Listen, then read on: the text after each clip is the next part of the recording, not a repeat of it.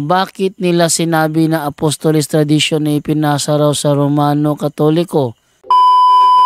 Magandang araw po mga kapuntos, at sa araw na ito po meron po akong tampok na video para sa inyo at sana ay magustuhan ninyo. Kaya sa mga bago pa po sa aming channel, please po don't forget to hit the subscribe button at ang notification bell para maging notified kayo sa bawat video na ilalabas ko sa channel na ito. At bilang kahilingan po ng punto por punto team at naway maintindihan po ninyo, sana po wag nyo pong i-skip yung mga ads sa aming mga video. Sa maliit na bagay na po na yan, malaking tulong po yan sa ating programa at sa ating ministry. Sana po maunawaan po ninyo. Maraming salamat po, kaya wag na po natin patagalin. Simulan na po natin.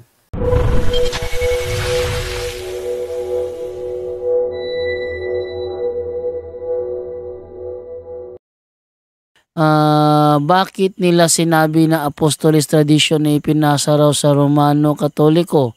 Bakit pinasa sa Romano Katoliko? Kaya nga nasabi ko, ang Romano Katoliko lamang naman ang continuation. Sabi pa niya dito, ipinasa ng mga apostoles ang kanilang tradisyon, kasama ba ipinasa ng mga apostoles ang pagluhod ng mga rebultong kahoy? Sagutin mo ng tama ay sa sinasabi ng mga apostoles. Kasama lahat, bro. Kasama lang. Hindi mo nabasa yung sinasabi sa Mateo 18:18 na anuman ang inyong ipahintulot. Ito. At ipakita. Anumang ipagbawal ninyo dito sa lupa, ipagbawal sa langit, at ang ipahintulot nyo sa lupa, ipahintulot sa langit. Pero bakit meron kaming rebulto ng mga santo? Kasi ipinahintulot yan. Ngayon, dun sa issue ng pagluhod. Pagluhod na issue ha. Sige, tanungin natin. Kung turo ba sa Katoliko yan?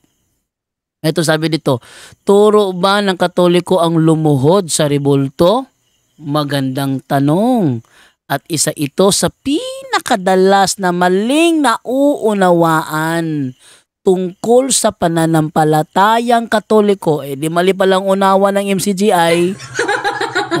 Ang sagot, hindi itinuturo ng simbahang Katolika na sambahin o idyus-dyusan ang mga rebulto.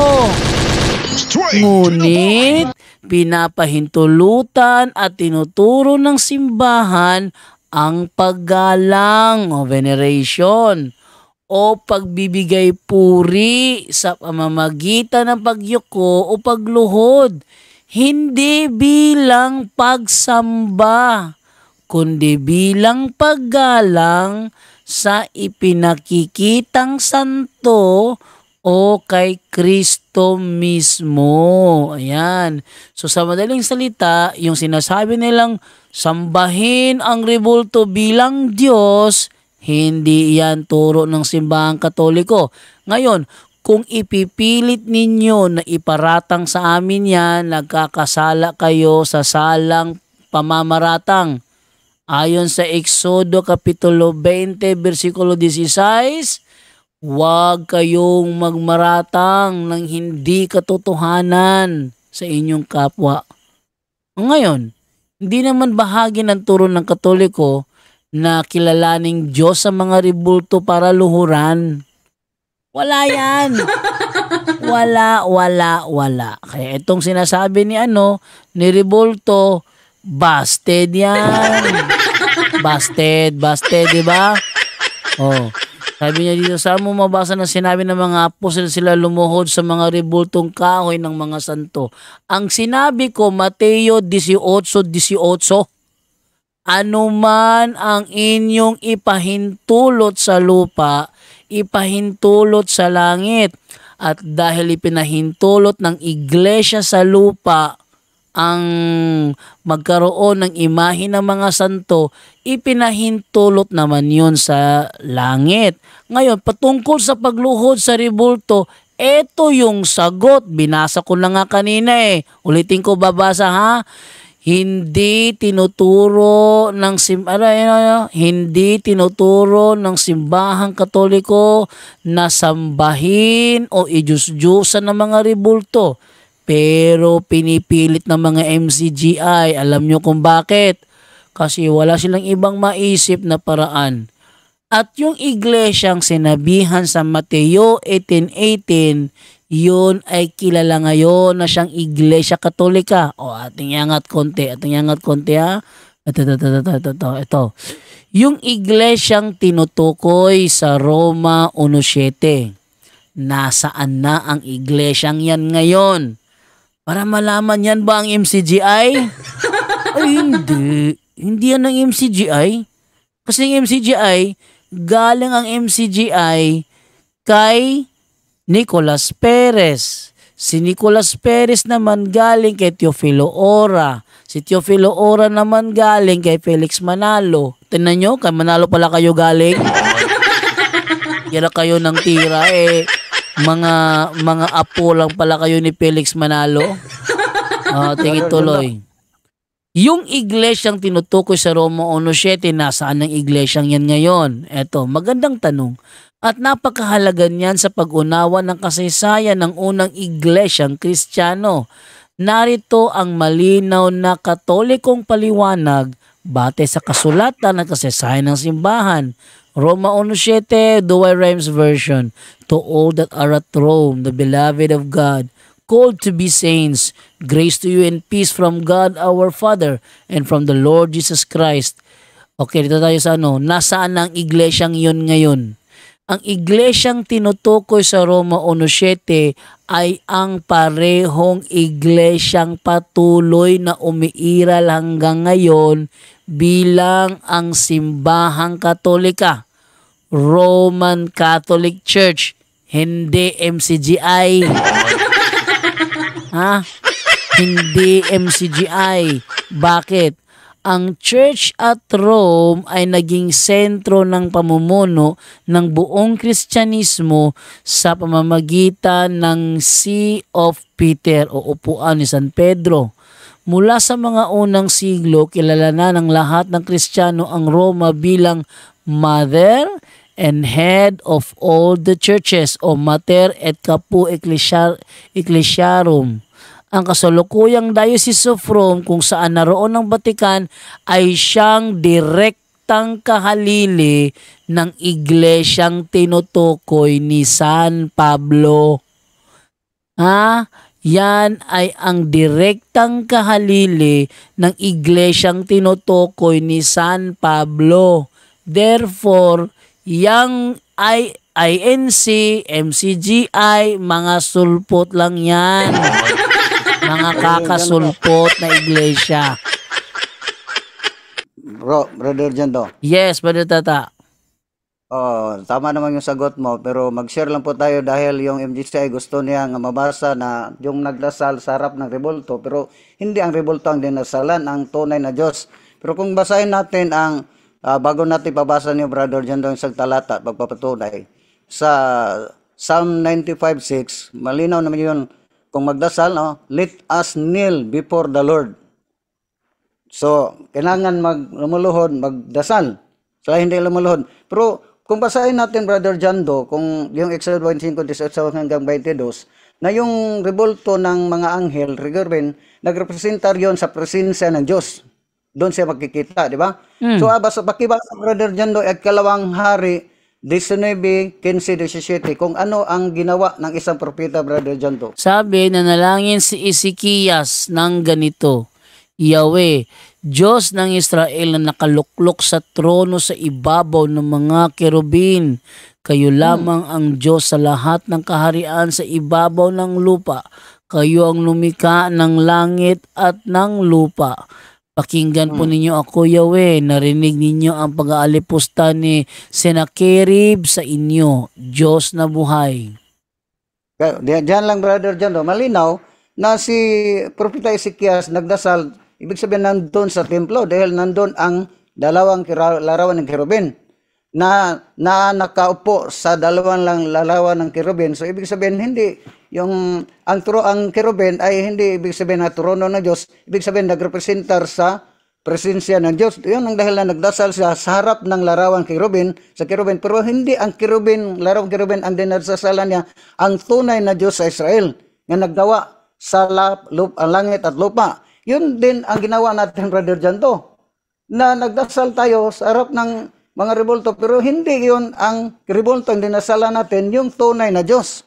Sa katulad ng ginawa ni Prophet Ezekias, kay alam ni Ezekias na doon ang Diyos, makita niya sa ang presensya si Diyos, nandyan, binanggit kong San Pablo, Hebrano 9:5, sa dalawang mga larawang kirubin, nagpresenta sa presensya ng Diyos. So, yun dahilan, harap tayo ng rebulto. Kung basahin natin ang mismo si Jesus nagdasal Jando sa Lucas 22:41, Jesus nagdasal, lumuluhod. Ang tanong, bakit yung mga sulpot, magsamba sila, hindi man sila lumuluhod? Na si Jesus nagsamba, lumuluhod man, Brother Jando. So, ang malaking question doon, lang born again. Mag-cancer pa yun.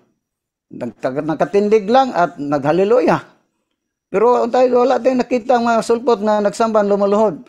Pero si Jesus mismo, nagsamba ayon sa Lucas 22:41, Jesus, sa panahon na siya po ay nagdasal, lumuluhod. Yun lang ating masagot, Brother John Doe, na hindi yung rebulto ang natin nasalan, pero sarap ng rebulto, dahil alam natin na ang yung rebulto, sabi, mula pang kang Moses, ano bang purpose na si Moses inutusan Diyos na magawa ng dalawang kirubin? Hindi yun decoration lang sa templo, kundi bagkus nandyan ang presensya ng Diyos sa dalawang larawan ng kirubin. Yun ang dahilan harap tayo sa larawan, pero hindi ang larawan ng kirubin o mga santo ang ating dinasalan, kundi ang tunay na Diyos. Yun lang, Brother John, maraming salamat. Ang pinaka-worst dyan, Brad, yung ginagawa ng MCGI. Nakaluhod sila na parang Muslim na pagluhod, pero ang kaharap nila TV. At nasa TV, mukha ni Eli Soriano. Ay, hindi naman yung luhod, Bandog, sabi sa'yo ba, tuwad na na. O yun na nga, yung ang kanilang ginagawa. Ha? Sabi ni Rebulto, ganoon ba? Hindi kami lumuluhod sa Rebulto kundi sa presensya ng Diyos na kinakatawan ng Rebulto. Ha? Nakaluhod kayo sa harapan ng TV. Harapan ng TV kayo nakaluhod. Tapos, habang nakaluhod sa harapan ng TV, ang nasa screen naman, si Eli Soriano. Oh, di ba? Naku, hindi uubra yung mga panluloko mo dito, Rebulto. At saka, eto pinakamasaklap, kahit na lumuhod kayo sa harapan ng TV, o lumuhod lang kayo dyan sa dingding, o lumuhod kayo saan kayo nakaharap, hindi nababago ang totoo. Nagsimula yung samahan ninyo ng layasan ni Eli Soriano si Nicolas Perez. Hindi nababago ang totoo eh. Oh, kung hindi nilayasan ni Eli Soriano si Nicolas Perez, nandiyan kayang isamahan nyo? Wala. Kaya kahit na anong panaginip ang gawin mo dyan, hindi nagbabago ang totoo. Tumuwad man kayo ng tumuwad, hindi nagbabago ang totoo.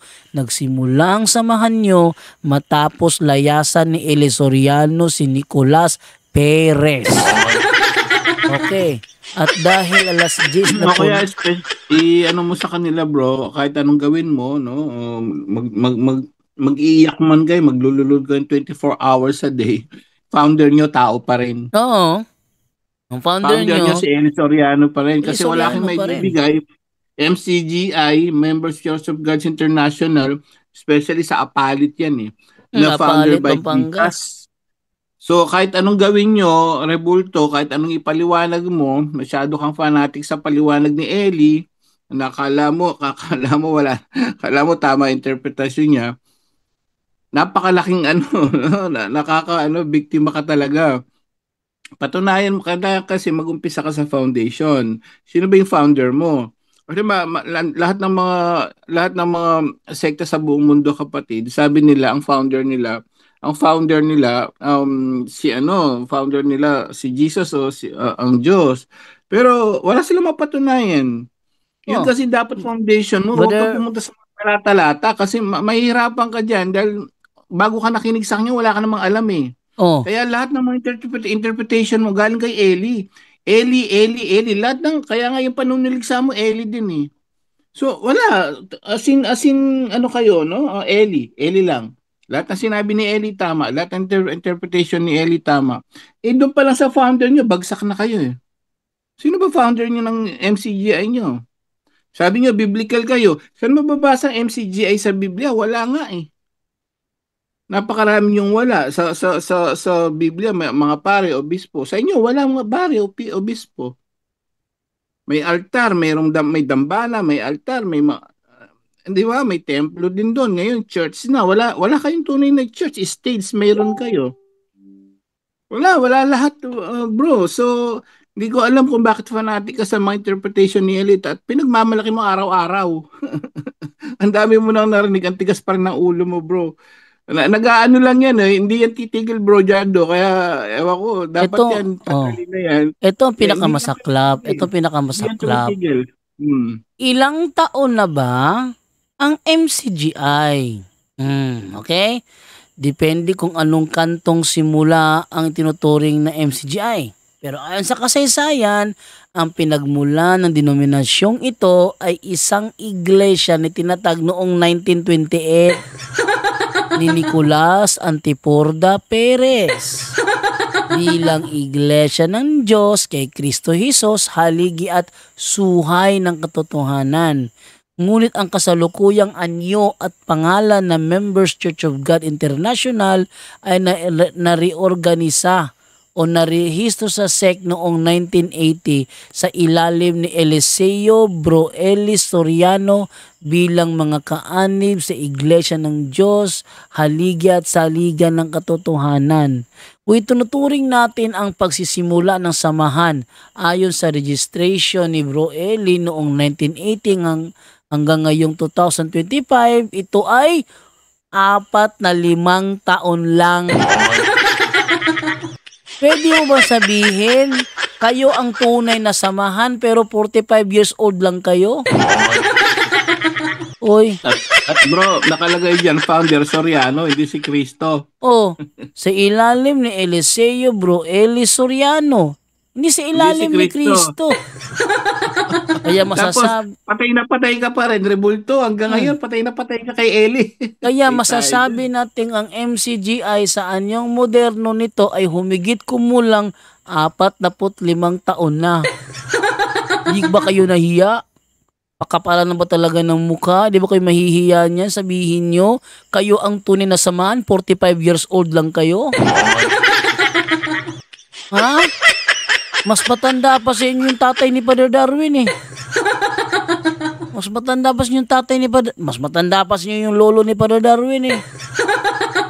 Tapos sasabihin nyo kayo ang tunay na samahan, mahiya naman kayo sa balat nyo. Mahiya kayo. Hoy, MCGI, mahiya ka sa balat mo ha. Wag mong kiklaim-claim na tunay kayo. Kahit nasabihin nyo pa ng ilang milyon na tama daw ang mga paliwanag ni Soriano, hindi nagbabago ang totoo. 45 years old lang kayo. Tingnan mo, pag sumagot siya, papunta sa atin. Pero siya hindi niya paputunayan ni Rebulto. Ito, masagot siya na sagot. Papunta sa atin, hindi siya matanong. Siya tanong ng tanong. Pag hayaan mo na lang yan. Tungkol sa founder, hindi siya sasagot. Kaya sabi ko sa iyo, hindi yung sasagot tungkol sa founder dahil mahihirapan yan. Ngayon. Sabi ko nga sa iyo, bro, tanggalin mo na yan dyan. Nag-aano siya, nagdi-distract siya. At pinipilit niya ang Eli Soriano, ipapahiya ko yan, Brother Angel. Hindi niya ako maano eh. Tingnan mo ha, kahit na anong sabihin niya, nanggagalaiti yan ngayon eh. Bakit? Nagagalaiti kaya? Nagagalaiti yan ngayon. Alam nyo kung bakit? 45 years old lang sila. Sabi niya, hindi na totoong Katoliko. Ating tanungin kaya, ilang taon na? Ikumpara natin kung kailan pa yung Roman Catholic Church. Ikumpara natin, Rebul. Ilang taon? At ikumpara sa kanila, sila 45 years old na. Tayo, ilang taon na ang Romano Katoliko? Ating sagot, no? Ilang taon na ang Romano Katoliko? Ito, tingnan nyo. Ayan. Ilang taon na ang Romano Katoliko? Magandang tanong at ang sagot dito ay napaka-importante sa kasaysayan ng Kristyanismo. Ayon sa kasaysayan at pananampalatayang Katoliko, ang Iglesia Katolika o Roman Catholic Church ay itinatag mismo ni Jesucristo Straight to the point. noong 33 AD sa panahon ng mga apostol. Straight to the point. Hindi ng tao, kundi ni Kristo mismo. Straight to the Hindi ni point. Soriano. Kailan nagsimula ang simbahang katolika? Bate sa Biblia, Mateo 16:18, sinabi ni Jesus kay Pedro, at sinasabi ko sa iyo na ikaw ay Pedro at sa ibabaw ng batong ito ay itatayo ko ang aking iglesia at ang mga pintuan ng impyerno hindi mananaiglaban dito. Yan ang sandaling itinuturing ng mga Katoliko bilang pagkatatag ng simbahan ni Kristo na kalaunan tinatawag na Catholic Church sa unang siglo. Straight to the Kailan point. unang, ilang taon na ang Romano Katoliko? Ilang taon na? Kung tinatag noong 33 AD at ngayon 2025 na, 1,992 years old na ang Romano Katoliko. Tapos to the sila, 45 years old. Ano sila? Tayo, 1,992 years old. Tapos ang MCG ay 45 years old. Pero ang lakas ng loob na magsabing sila totoo. Hindi kayo nahihiya. Kami tinitira nyo 1,000. Ibig sabihin, first century may Romano Katoliko na. Tapos kayo, nag-aangking tunay, 45 years old lang kayo. Ngayon, binasahan mo lang gaano katagal ang Katoliko, sabi ni Rebulto, sumagot, hindi daw basihan ng tagal. Hindi. Maling. Anong hindi basihan ng tagal? Sabi ni Kristo, Mateo 28. Hindi daw basihan ng tagal. Basihan ang tagal, bro. Kasi ang sabi sa Mateo 28:20, tandaan ninyo, kakasamahan ko kayo. Ibig sabihin, sa panahon pa ni Kristo, may kausap na siya. Hindi, Nakakausap bro, ang na siya. Hindi yung tagal. Ang basihan daw natin dapat si Eli Soriano basihan. Ay naku, kalukuhan. Ayaw niya yung tagal. Yan, Eli Soriano talaga yan pinipilit ang niya. kabobohan. Si Eli Soriano ang batayan. Yan ang kabobohan. Tandaan ninyo ha. Sa Biblia, sabi ni Kristo, sa ibabaw ng batong ito, itatayo ko ang aking iglesia. Yang iglesyang yan existed na sa panahon ni Kristo. Tapos kayo, 45 years old. Hindi kayo nahiya? Sabi ni Kristo sa Mateo 28:20, tandaan ninyo, kakasamahan ko kayo hanggang sa katapusan ng mundo. Sasamahan niya. Tapos kayo, 45 years old. Ha? Ang tunay na iglesia, Rebulto, nasusukat sa tagal ng pagkakatatag. Bakit? Si Kristo hindi nagtatag noong 1980. Mahiya ka naman. Si Kristo nagtatag 33 AD, hindi 1980. Sabi niya, hindi daw susukat sa tagal, Nako. dapat daw sa salita ng Diyos sa Biblia. Abnormal Hindi yan, niya- abnormality yan. Sabi niya, dapat daw sa Biblia, hindi yung araw-araw nandito siya, puro Biblia binabasa natin. Tingnan mo ha. Sige, Rebulto, sumagot Umpisa pa ka. lang, Sige. umpisa pa lang Biblia na binabasa sige, natin, wala sige. daw tayong salita ng Sige, Diyos. Rebulto, sumagot ka. Nawawala na talaga to, nawawala na sa sarili. Sige, Rebulto, sumagot ka, Rebulto. Ano ang ginawa nyo noong panahong ginawang isang libro ang Biblia? Sagutin mo. Ano ang ginawa nyo? Kayo ba ang nag-compile? Kayo ba ang naglagay ng chapter? Kayo ba ang naglagay ng verse? Ano ang ginawa nyo, Rebulto? Sagot ka. Hindi yan sasagot, bro. Paano ko sa atin? Hindi nga sumasagot sa tanong. Sige, hintayin ko lang yung last comment dyan. Pag di siya sumagot, remove ko siya. Sige. Remove mo na, hindi yan Rebulto, sasagot sa tanong. sagutin mo, Oo, Rebulto, ha? Ano ang Biblia, ginawa Biblia. ninyo, kung talagang kayo ang tunay na samahan, ano ang ginawa ninyo nung panahong ginawang libro ang isang Biblia? Sige. Ginawang isang libro ang Biblia. Sige, anong ginawa nyo? Rebulto, sagot dyan. Pag hindi ka sumagot, naku, kick out kita. Isa. Hindi yan sumasagot sa tanong. Talaga ano di maubusan siya ng ng kakagawa ng Google account niya. Kasi hindi ka naman makapag-comment, Brother Angel, sa live ng Puto por Punto kung hindi ka magsasubscribe. Hindi ka makakomment, hindi ka sa subscribe. Kaya kailangan niya, kanyang pag nalock yung account niya, hindi gagawa siya ng panibago. Sige, ubusin mo yung account mo. Sige na. Revoltos. Pansampu na yata ni Itzo yun pansampu na. Sige Talagang na. pinipilit niya si Ay. Eli Soriano yung maling interpretation. Sige na. Sagutin mo muna. Hindi. Ako na tatanong sa'yo. Ayaw mo pero sumagot. Ayaw mo Ano sumagot. sabi niya? Sagutin mo muna ang PPP hindi, ba? Tingnan mo. ayaw mo Sabi ko sumagot. sa'yo, babalikan ka ng tanong niyan Ayaw mo sumagot, Revolto. Ayaw mo sumagot sa tanong ko sa'yo. Anong ginawa nyo nung Binabalikan ka panahong lang. ginawang libro ang Biblia? Isang libro ang Biblia, wala kang sagot dyan? Ha? Tumawa lang, edi i-remove natin. Ano ba naman to? Wala. Hindi nasasagot. I-remove Sabi ko na. sa'yo. Wala na.